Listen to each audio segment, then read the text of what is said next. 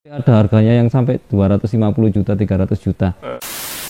Kok sangat dangkal sekali ya gitu loh. Kalau hanya memaknai batik itu hanya Sebagai selembar kain yang hanya di Mengasahi ngobrol bareng pengusaha Indonesia.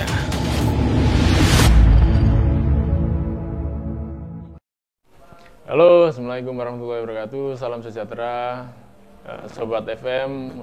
Lama saya nggak upload ya.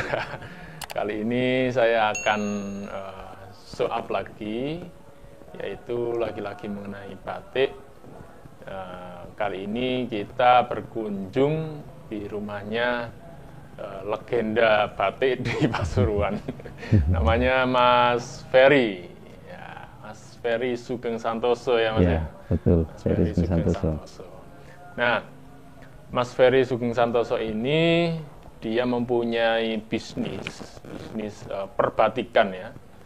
Nah, tepatnya di Pasuruan, di daerah mana ini Mas tempatnya? Di Dusun Pajaran, Desa Gunting, Kecamatan Sukorejo. Kecamatan Sukorejo ya, maksudnya Sukorejo. Nah, Mas Ferry ini punya bisnis batik namanya Alam Batik Mas ya? Alam Batik. Jadi Batik ya, alam atau alam batik? gini, Gimana? Alam Batik itu menjadi rumah produksinya. Terus untuk brand mereknya saya kasih nama Kiailu. Kiailu. Kiailu. Ya. Oh, Iki Ailu ngono. Nah, tapi jadi Kiailu. Oh, Kiailu. Iku iso dua arti. Iso Iki Ailu, iso Kiailu. Kiaimu. Nah, itu. Karena Pasuruan ini kental dengan yai-yainya.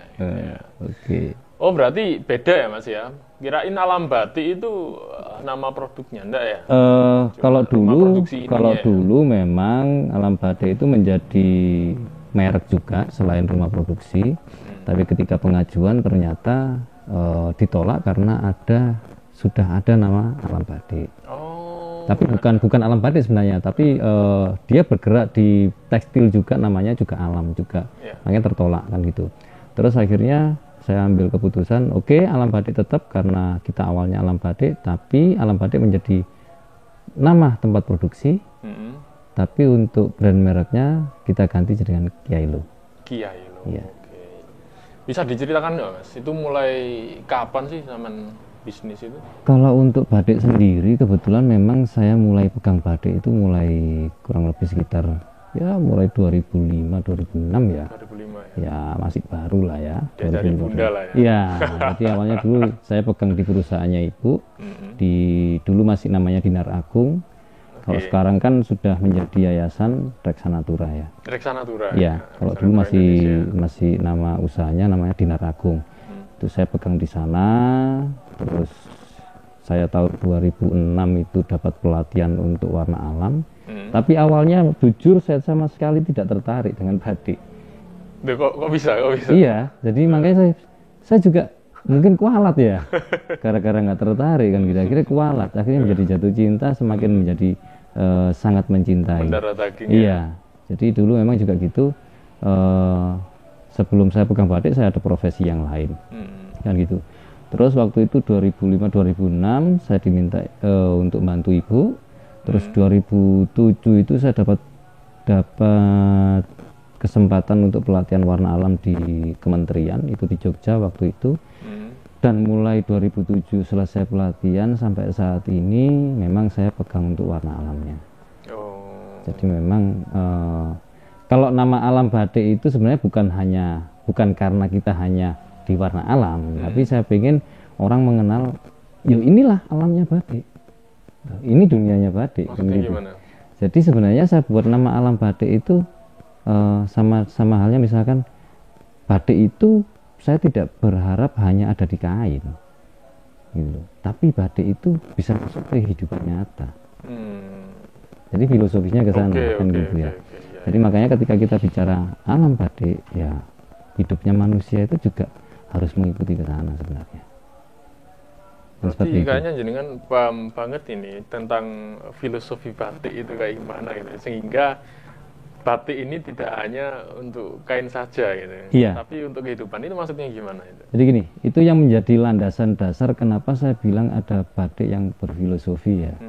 Karena filosofi sendiri itu akan mampu merubah jiwa seseorang dari sisi yang mungkin kurang baik menjadi sisi yang baik, dari sisi yang terpuruk menjadi sisi kejayaan. Itu bekerjanya bukan fisik yang dirubah, tapi jiwa yang dirubah.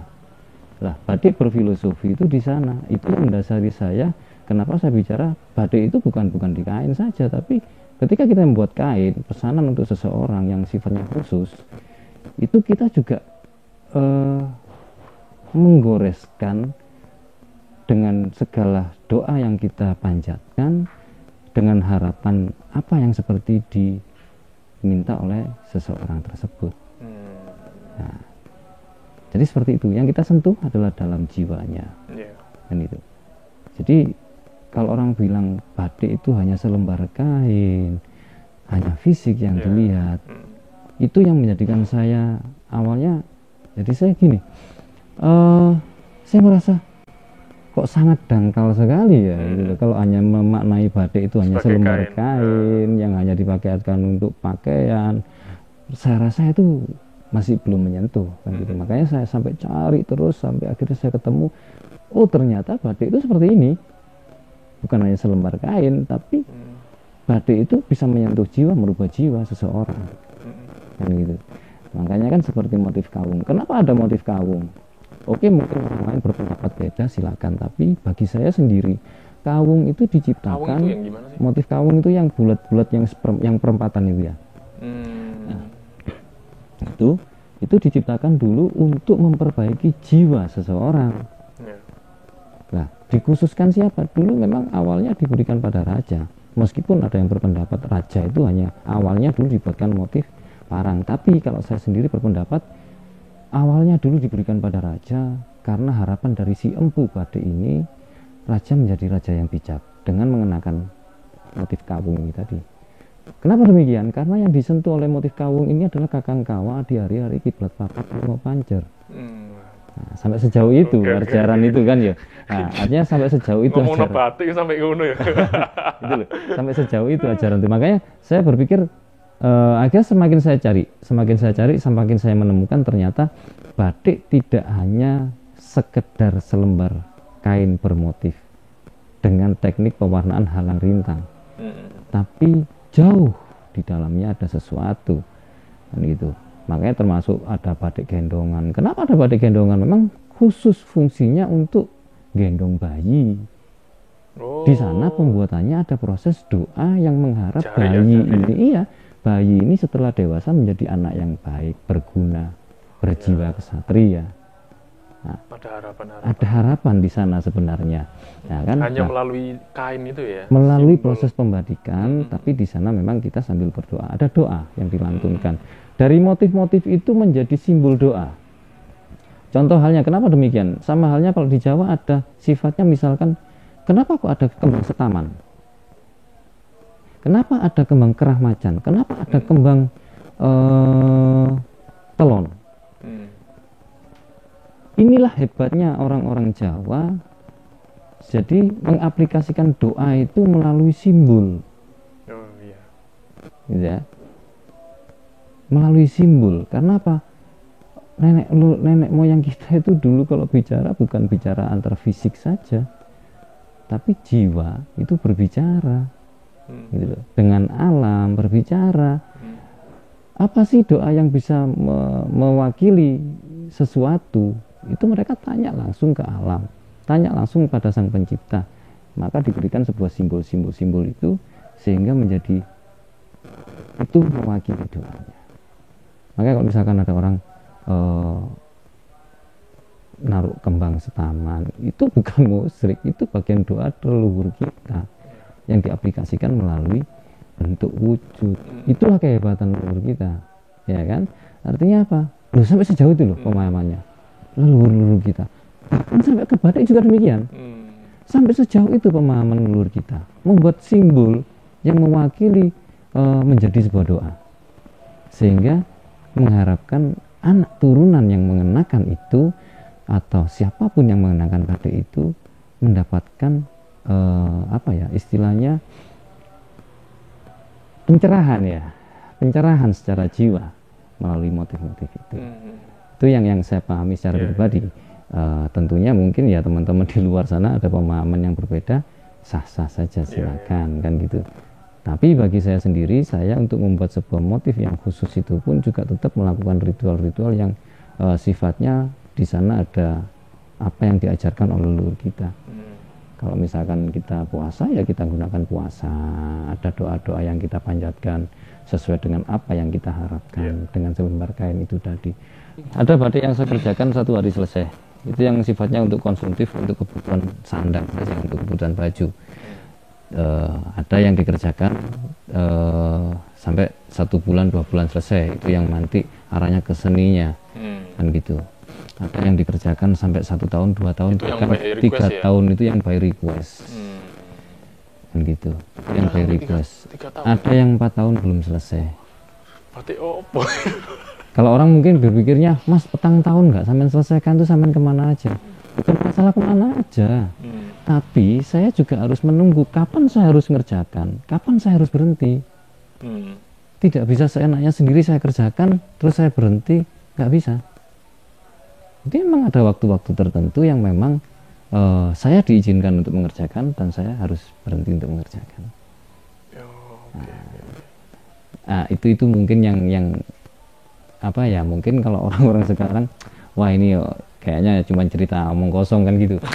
Ya silakan kalau memang ada yang berpendapat demikian ya kan. Tapi itulah yang saya lakukan untuk yang by request ya tentunya kan gitu. Makanya kalau misalkan yang by request, Mas saya minta 1 tahun selesai, bukan saya yang menentukan, nggak bisa gitu loh. Semuanya tergantung dari prosesnya sendiri. Kalau misalkan saya harus berhenti, ya saya taruh. Ini ada yang 3 tahun saya belum pegang sama sekali, meskipun dari awal sudah saya kerjakan, terus saya harus menghentikan, ya saya hentikan dulu sampai 3 tahun, ya saya hentikan. Tinggal tunggu saya kapan harus mulai lagi, kan seperti itu. Kalau orang bertanya, apa sih bedanya alam batik dengan batik yang lain kan gitu? Iya. Nah, pasti orang kan, sama-sama batiknya. Keunggulannya apa? Iya kan, keunggulannya sih kan gitu. Kok sampai ada yang bilang batiknya di alam batik itu mahal? Ya sebenarnya sih, kalau dikatakan mahal enggak juga, standar. Batik di alam batik itu standar, semua sesuai dengan standarnya sama ya maksudnya. Iya, memenuhi standar. Itu standarnya wong-wong. Ya kan, artinya kan itu sesuai kan ya gitu. Sesuai kan gitu. Misalkan mosok batik ada harganya yang sampai 250 juta, 300 juta.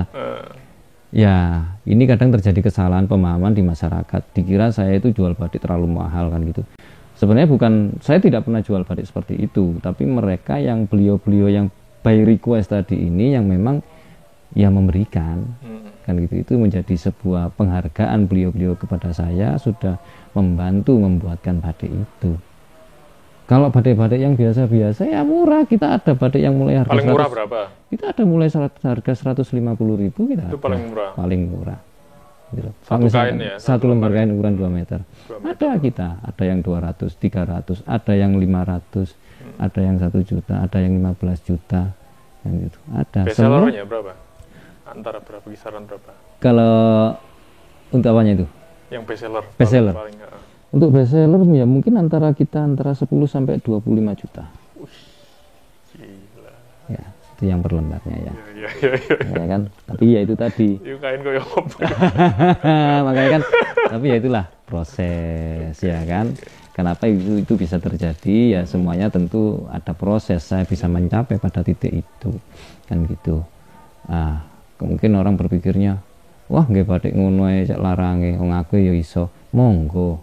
Ono stok nggak sing larang? Yang mahal ada, ya lumayan sih kan gitu. Coba dilihatkan ke Sobat FM. Monggo, ini Mas. Ya. Berapa ini, Mas? Itu yang pernah diminta 250 juta nggak saya kasih, tapi saya buatkan masternya. Itu masternya, saya buatkan ripurunya. Oh, ini masternya, bukan asli. Saya buatkan ripurunya. Sampean bisa meyakinkan orang dengan harga yang cukup mahal segitu, itu kayak gimana gitu? Sampai 150 juta, puluhan juta. Oke. Apa ada strategi marketingnya? Wah, itu luar biasa itu. Pertanyaan yang memang tidak pernah bisa saya jawab. Karena gini,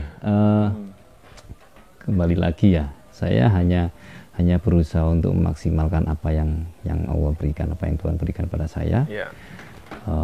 Semua indera, yang artinya indera pengetahuan saya, terus lahir batin saya maksimalkan sehingga bisa membuat sebuah karya demikian. Yang menjadi marketingnya itu Allah sendiri. Karena saya tidak pernah langsung Allah sendiri yang jadi marketing. Gitu. Karena saya tidak pernah menawarkan. Dan bahkan sering juga saya dimarahi orang ketika saya pameran, ternyata yang saya pamerkan itu orang minat, mau dibeli nggak saya jual. Gitu. Meskipun saya bilang harganya mahal karena memang dia mau beli, ya saya bilang ini nggak saya jual. Kalau dia ngotot mau beli? Tetap nggak saya jual. Kenapa? Gitu. Karena ada beberapa batik yang memang tidak untuk saya jual. Gitu. Dia hanya bisa untuk dipesan, ya gitu. Terus ada pernah juga orang hanya sebagai contoh aja ya? Ya bisa sebagai contoh, bisa juga batik itu akan ada pemilik yang semestinya kan gitu, tapi bukan pemilik yang waktu itu membeli. Itu satu contoh, pernah ada seorang laki-laki datang waktu saya pameran di Surabaya, kan gitu. Ya dia marah akhirnya saya gitu. Ya mohon maaf, bukan karena bapak orang kaya, orang mampu, terus merasa mungkin ada duit bisa membeli kain saya. Saya tidak seperti itu. Kalau memang itu haknya bapak, meskipun 10.000 saya kasih. Tapi kalau bukan haknya bapak, biar bapak tawar 500 juga, tidak akan saya kasih.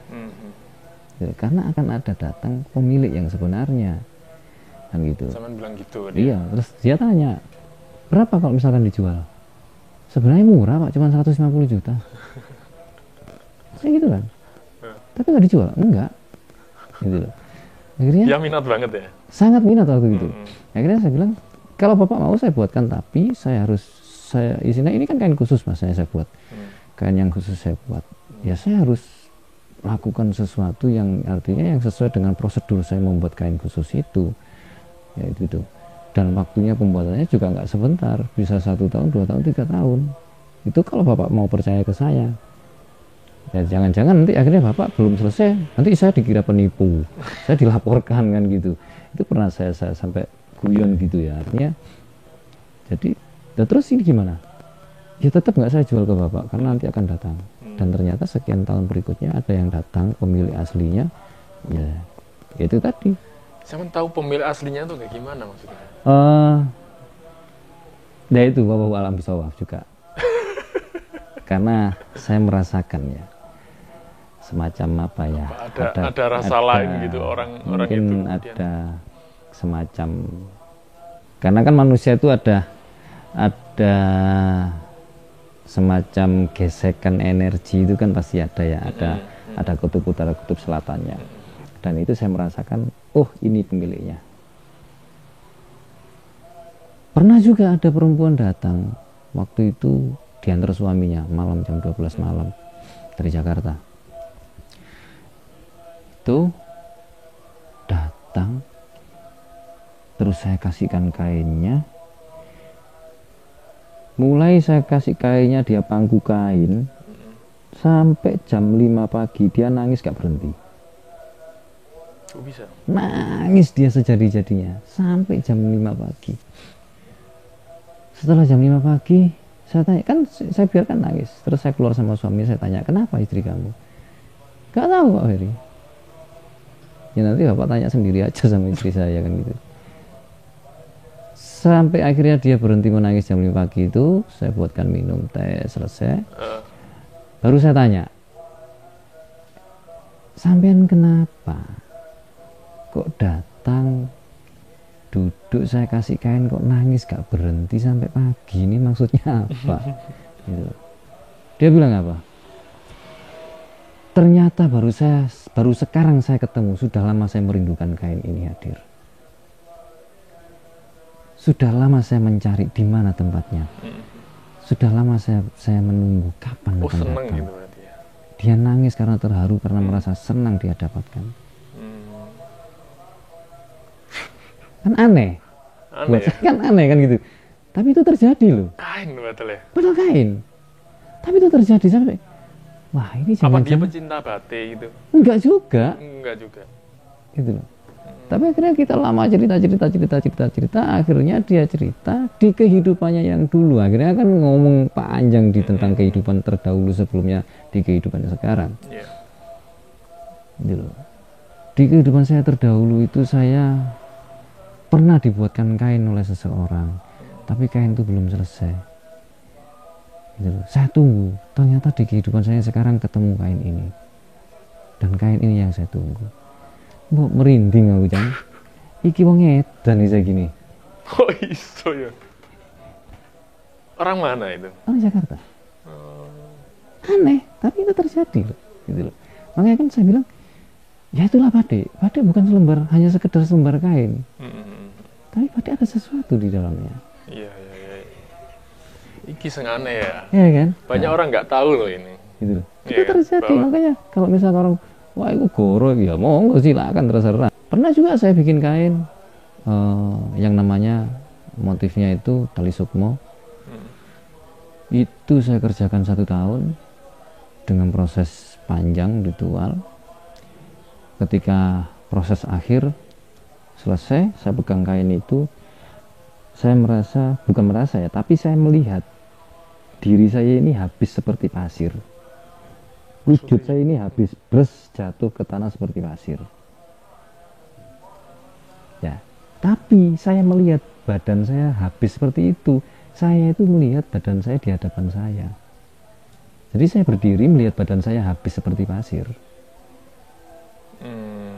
Kan aneh. Nyata gitu ya? Nyata. Coba.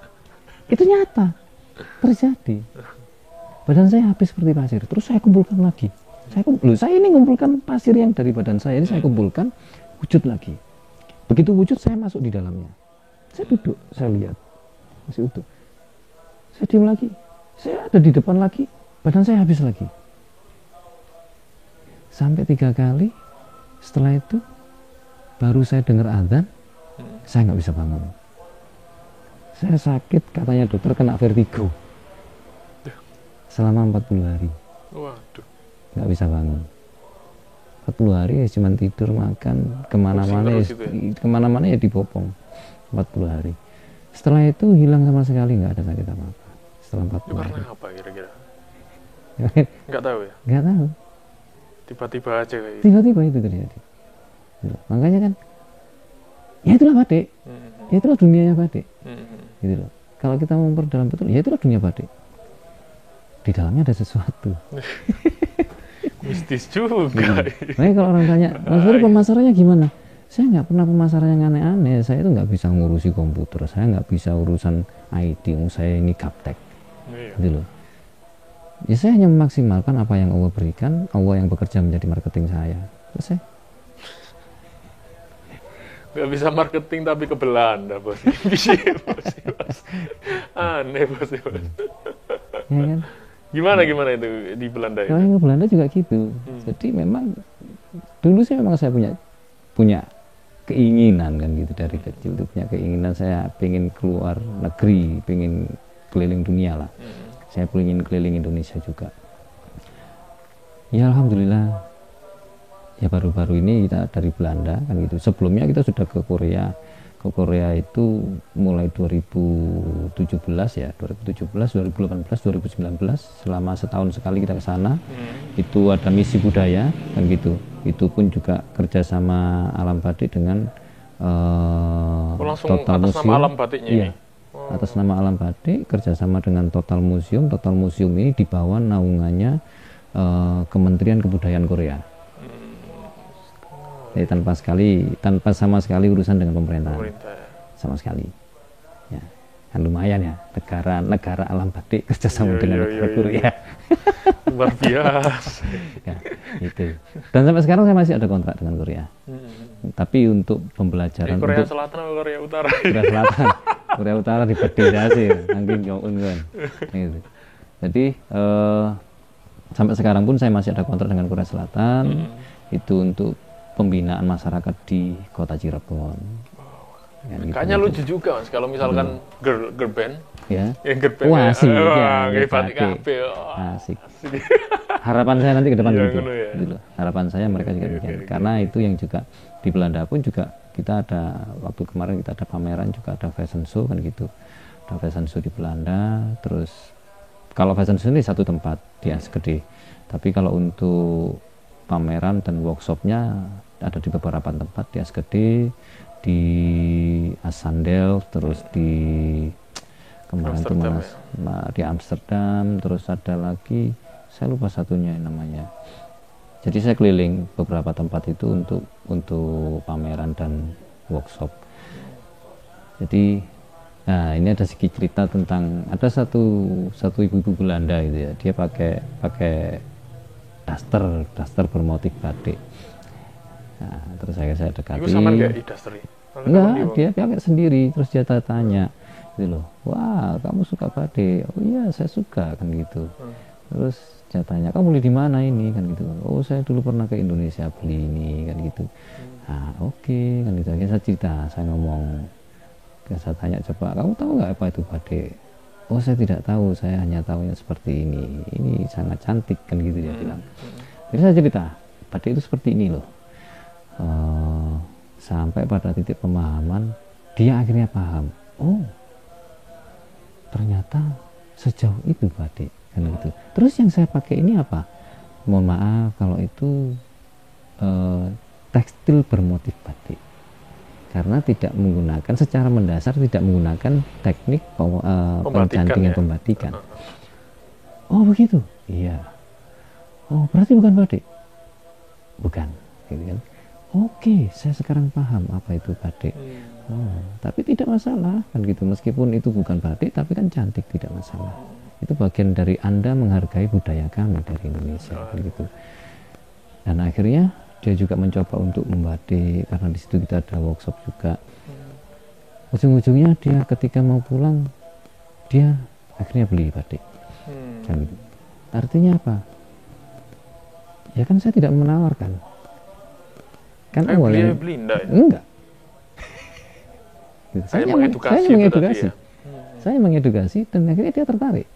Akhirnya dia jatuh cinta dengan batik. Kan gitu. Nah itu ada beberapa orang dari Belanda waktu itu seperti itu.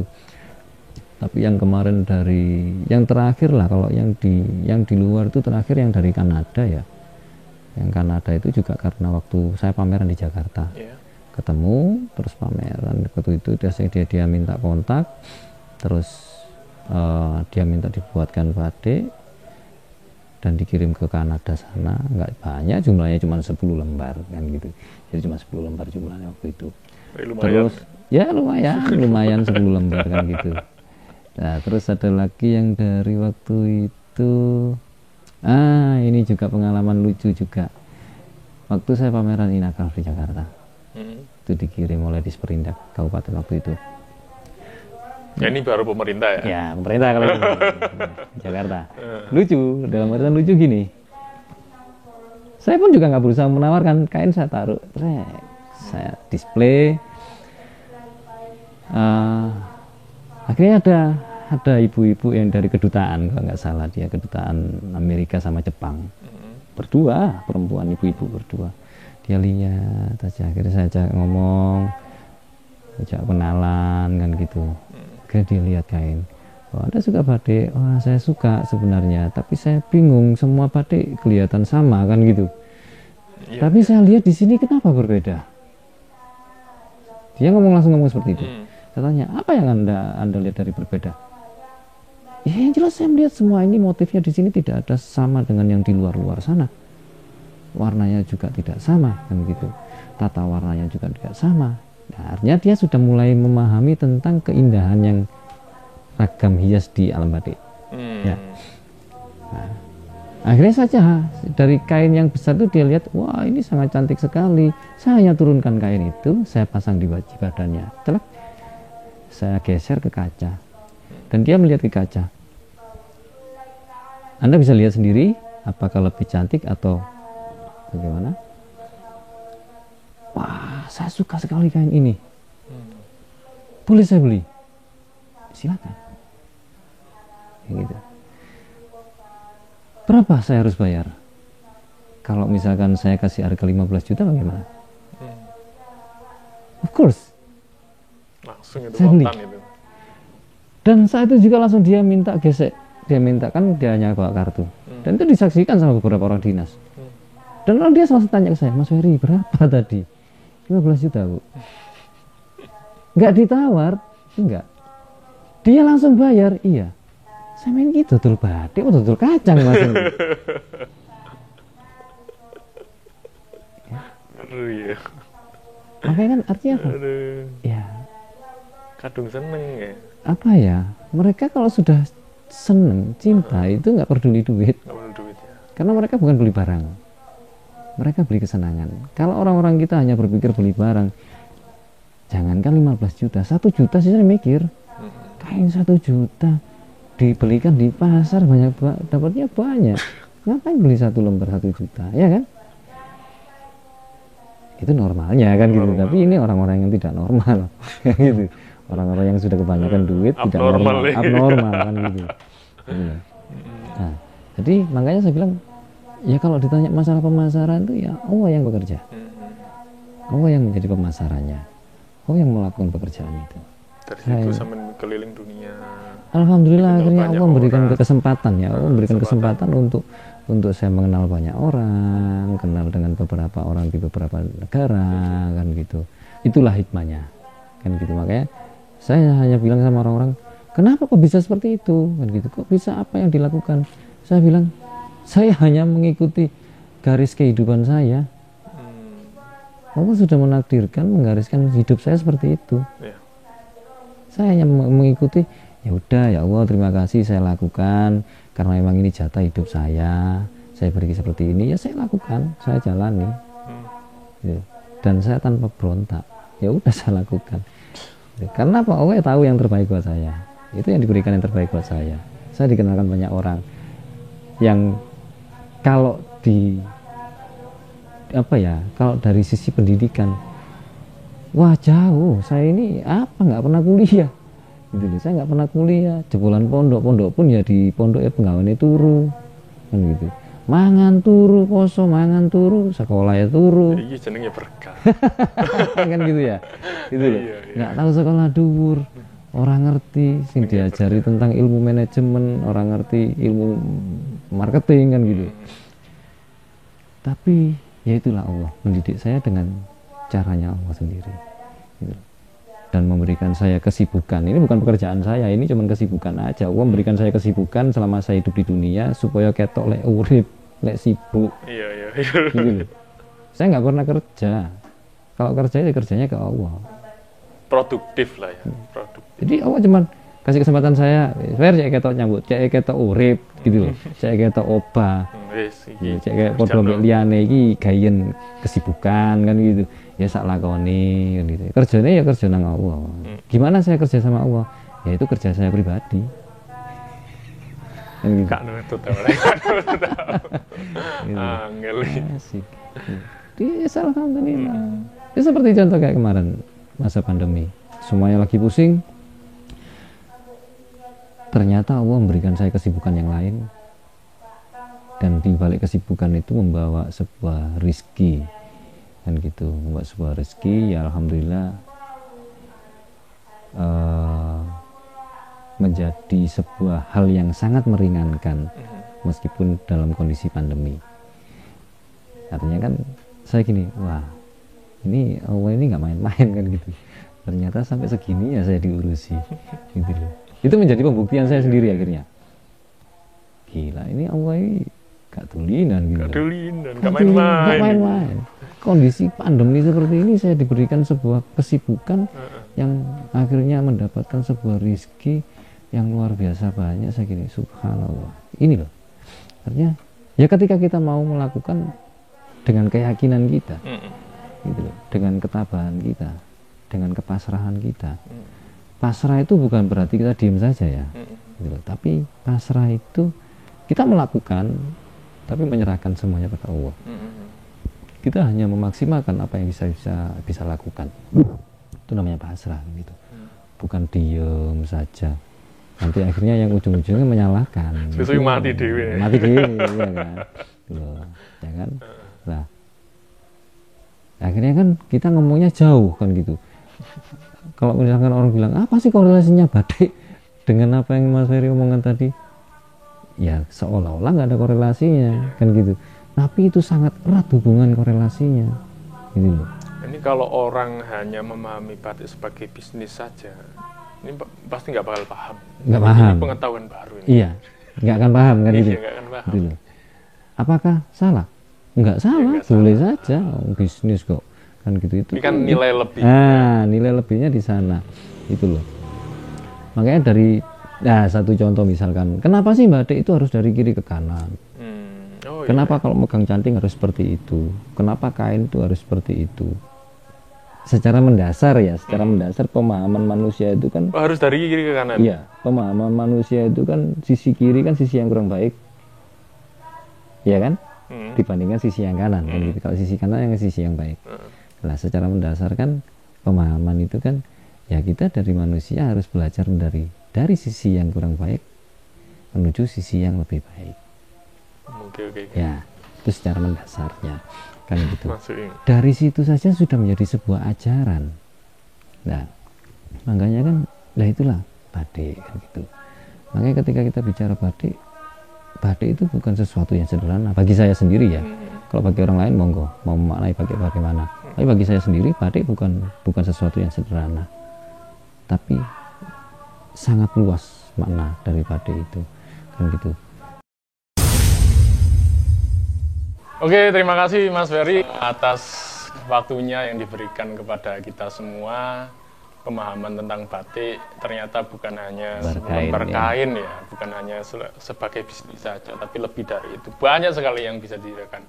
Dan mungkin kita bisa bincang-bincang lagi di sesi selanjutnya. Mas Ferry ya. Siap. Karena banyak banget ini yang harus ditanyakan kepada Mas Ferry sebenarnya. Pas hari Nggak untuk cukup membahas sehari. batik itu nggak cukup. Iya. Oke, terima kasih teman-teman Sobat FM semuanya. Ketemu lagi di video-video selanjutnya. Wassalamualaikum warahmatullahi wabarakatuh. Salam kreatif. Waalaikumsalam warahmatullahi wabarakatuh. Salam kreatif.